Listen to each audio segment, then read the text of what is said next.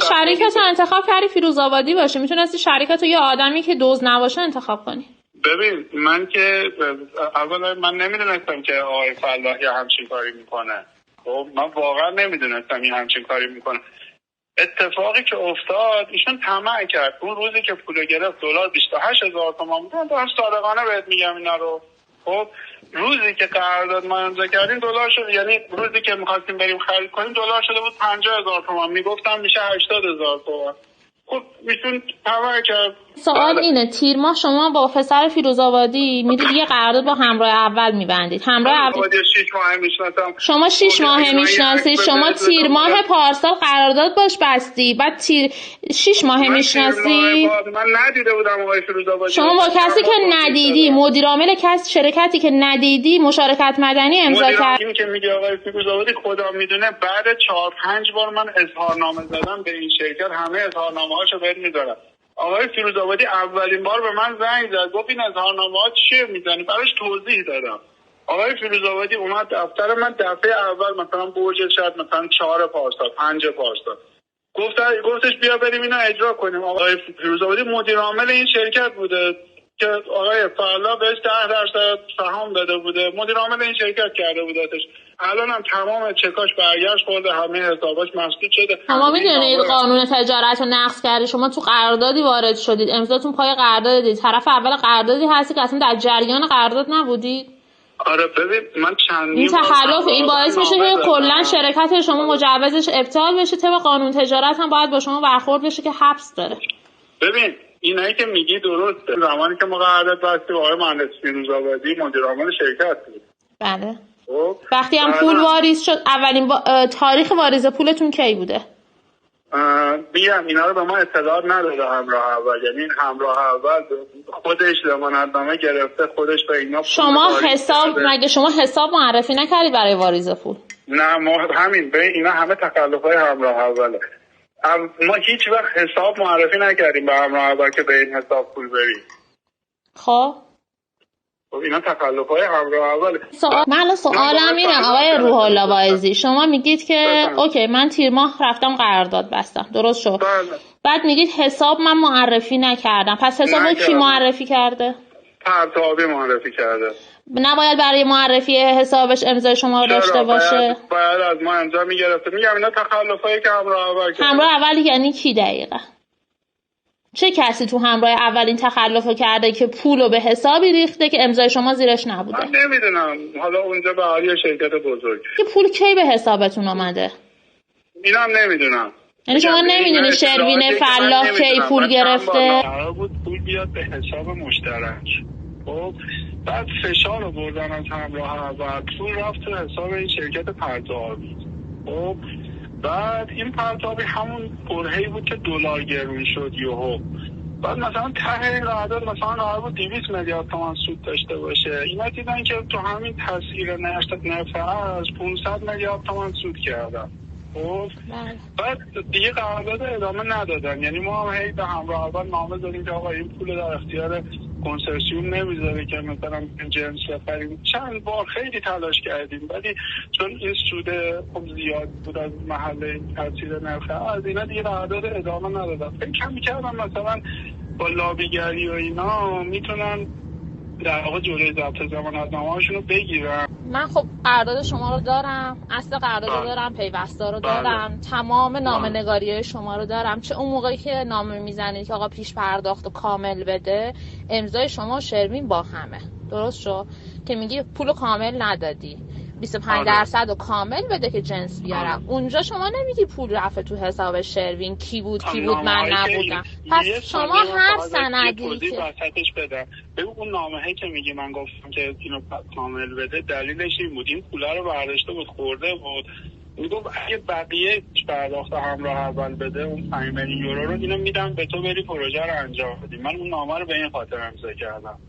خب که برم اون 5 میلیون یورویی که نداده رو بریزه به حساب. اصلا کل قصه رو برام نمیگی. وقتی بهت میگم سند دارم تازه قصه میگی، همه قصه برام من تعریف نمی‌کنی. ببخشید احساس بچه زرنگی می‌کنی. ولی من حالتو میگیرم. من اصلا اینجوری نیستم. نه ببین تا نگفته بودم نگفتین یه تیکه رو. نه آخه شوخی بردار نیست. من کاملا جدی دارم با حرف میزنم. میدونم، بله درست میگی شما. ببینید اتفاق که افتاده اتفاق تلخی هم هست. شما کار خوبی کردی اینا رو منتشر کردی، باعث شدی این ضمانتنامه ها ضبط شه. خب در این که کار خوبی کردی من شکی ندارم. 90 میلیون یورو قیمت این پروژه میشد. خب 103 میلیون یورو هم قیمت دادی، با اون پول ترخیص و حمل و ایناش 95 میلیون یورو میشد. 8 میلیون یورو هم سود داشت. خب که اون موقع پول زیادی بود دیگه، یعنی پول مثلا 8 میلیون یورو اون موقع مثلا به حدود مثلا 200 میلیارد تومان 250 میلیارد تومان سود داشت. سود بدی نبود واسه پروژه و پروژه آسونی هم بود، پروژه سختی هم نبود. میگم تنها مشکلی که پیش اومد این بود که دلار از 20,000 تومان شد 50,000 تومان، میگفتم میشه 80,000 تومان. اینا هم پول گرفته بودن. خب دیدم خب مثلا تو این تاثیر نرخ ارز خیلی عدد بیشتری سود میکنن تا برن پروژه رو انجام بدن. یعنی شروین فضا به این نقطه رسید که آقا من دیگه چرا پروژه رو انجام بدم، تازه اگه پروژه رو انجام میداد نصف پولش رو باید میداد به من دیگه. یعنی مثلا حساب کرد اینجوری 100 میلیارد سود میکنم، اونجوری 500 میلیارد سود کردم و این داستان این شکلی شد. این اول قرارداد یه 330 میلیارد تومان ضمانتنامه حسن انجام تعهد دادن، یه 800 میلیارد تومان ضمانتنامه پیش پرداخت. خب بعد همه اول اون موقع گفت من پول ندارم، مثلا حتی به ما اصلا نمیگفت که ما داریم به اینا پول میدیم، اینا خودشون همه این کارا رو کردن. ولی بعدن که من مطلع شدم همراه اول 600 میلیارد بهشون پول داده بود، 200 میلیارد تومان گفته بود من ندارم بدم. الان اون نامه‌ای هم که میگه من امضا کردم، اون نامه رو امضا کرده بودم که اون 200 میلیارد تومان رو بده که بریم پروژه رو انجام. بعد این 1060 میلیارد دستشون مونده بود، نامه هم زده بودن که بانک ضبط کنه ولی بانک ضبط نمی‌کرد. این کل ماجرا، یعنی 1060 میلیارد تومان ضمانتنامه دست همراه اول بود. به هر حال اون موقع 600 میلیاردی که پول داد درسته به یوروی معادل 1200 میلیارد داد، 2 برابر شد قیمت یورو. اوکی باریکلا دیگه همینو می‌خواستم بگم بچه‌ها. قیمت یورو 2 برابر شد. دقیقاً قیمت دیگه، یعنی الان اگه بخواد پس بده یورو 2 برابر نشده بود اینا پروژه رو اجرا می‌کردن. وقتی 2 برابر شد دیدن همینجوری 600 میلیارد تومان سود کردن، گفت دیگه اجرا نکردن. شروین ایرانه یا خارج شده؟ شروین چون همون کوک مصرف میکنه جایی نمیتونه. خب چرا بانک کارآفرین؟ الان ضمانتنامه ها مشکلی اینه دیگه، پولی وجود نداره. من اون موقع میدونم که اینا خیلی با بانک کارآفرین دوست بودن به واسطه همون آدم. خب چرا کلا بانک کارآفرین 200 میلیارد نقد کرده؟ ضبط ضمانتنامه مهم نیست که، نقد ضمانتنامه مهمه. فقط 200 میلیارد نقد شده. اون 200 دارم بانک نذاشته بانک خارج بشه. گفت اگه بانک خارج کنی بانک اون ورشکسته میشه. من اینا رو کامل میدونم که چه اتفاقی افتاده. خب ببین علیرضایی با شروین رفیق بود. علیرضایی پسر محسن دیگه، محسن رضایی. این کارا رو اون کرده براشون. بگن از اینقدر ضمانتنامه به هیچ شرکتی نمیده بدون وثیقه. اونا با هم شریک بودن، بعدم با هم دعواشون شد، ولی تو اون مقطع با هم رفیق بودن، یعنی هر روز پیش هم بودن. من 3-4 بار دفتر شروین دیدم. این ضمانتنامه رو اون گرفت براش.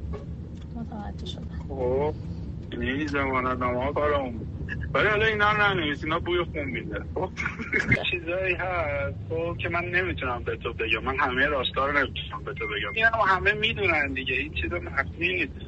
من از تو هم تشکر میکنم، تو اگه اینا رو نمیزدی این ضمانتنامه ها رو اینا ضبط نمیکرد. قرارداد همراه اول تخلف کرده.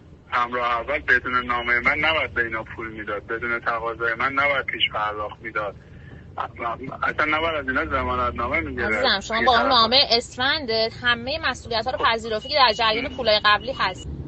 ببین توی هیئت مدیره این همراه اول یکی بود، یعنی 2-3 نفر بودن که اینا در واقع اینا باعث شدن که این پروژه برنده بشه. خب یکیش مثلا مجید صدری بود. خب اینو من صدری رو مثلا دیده بودم رفتار شروین با اون کار میکرد، مثلا بالا پایین میکردم با هم، ولی اخوان به این یه مناقصه بود که برگزار شد. اخوان اولش میخواست اینو از یکی از شرکت خودش بخره، اتفاقا نمیخواستم اینو بده، قیمتش 140-150 میلیون یورو هم داشت میخرید. بعد اینو مناقصهش کردم، تو مناقصه ما برنده شد.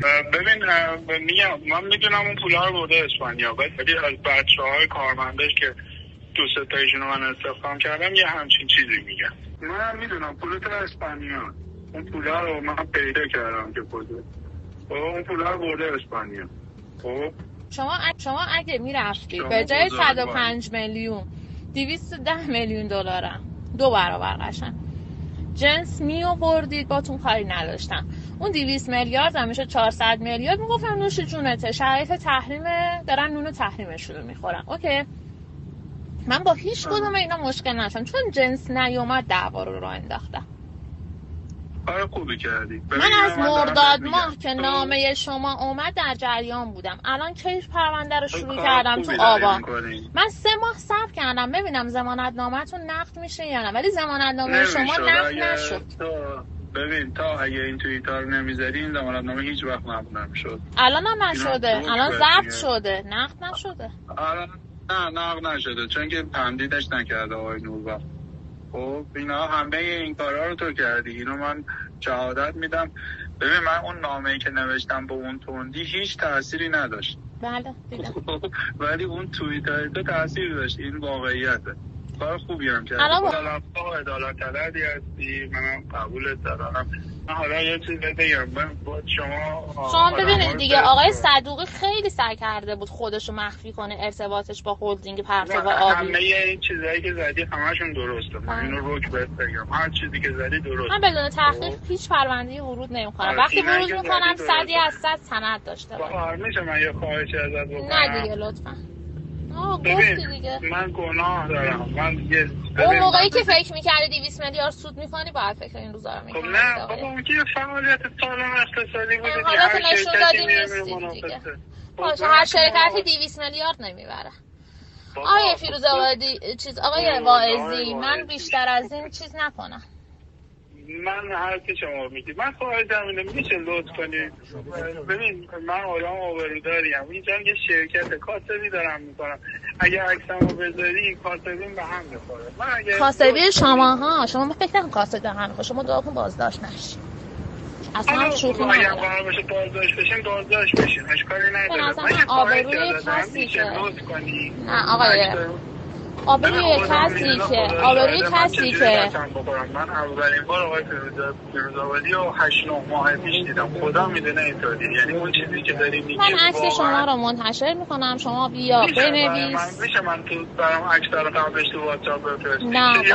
نه یه بار دفاع منو گوش کن، شاید داری اشتباه میکنی. من الان حداقل نیم ساعت دارم دفاع شما رو گوش میدم، جلوی رستوران تو ماشین نشستم، نرفتم غذا بخورم تا شما صحبت کنید. ببخشید من مزاحمت شدم، خیلی خوشحال شدم. خداحافظ.